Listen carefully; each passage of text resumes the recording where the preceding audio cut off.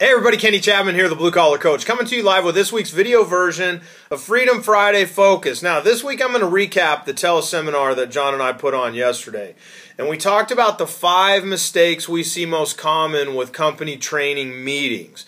And just because you're having meetings does not mean you're having training. And that's one of the things that we want to be clear about. So I'm going to run down, it's not Letterman's top 10, but this is the top 5 that we see periodically. So the first thing that we see all too often is the failure to prepare for regular meetings.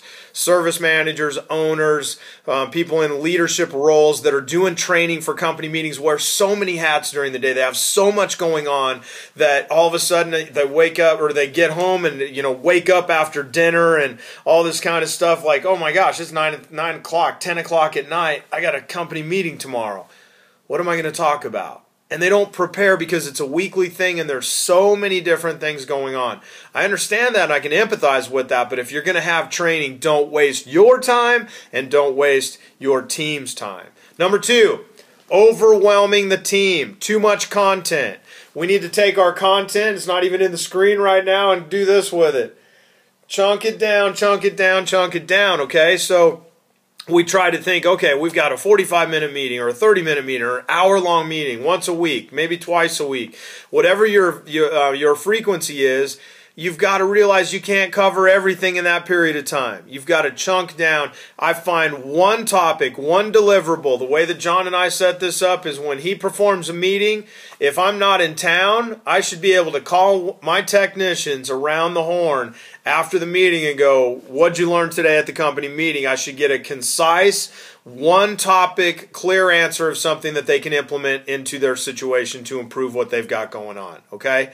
So don't overwhelm it. Don't overwhelm them. It's not about how much content. It's about chunking down and having valuable content.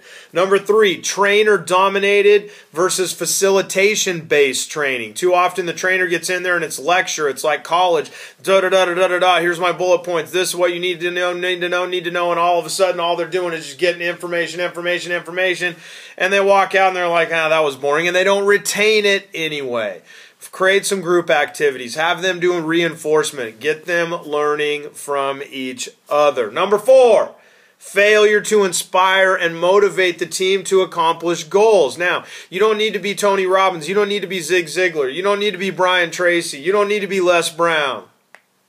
All right, I'll leave myself out of that. But no, some of my greatest mentors that I've aspired to try to become and emulate them from the stage and helping impact people's lives. I have to be myself, and that's the same with you. You don't need to be a motivational speaker. You just need to come from a genuine place when you're delivering the training, okay? So be mindful of that as, you don't need to jump on tables and hoorah and all this kind of stuff, but your passion for what you do, your passion for them and them getting this information to make a better situation for them and their families and your customers, that passion has to come through.